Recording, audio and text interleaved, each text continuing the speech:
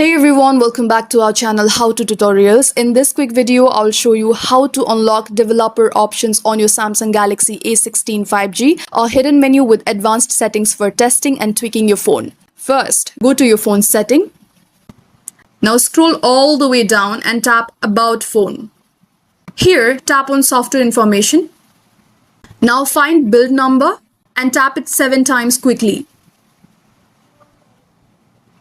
Here, you may be asked to enter your phone's lock screen password or pattern. As you can see, My Developer mode has been enabled. Go back to Settings.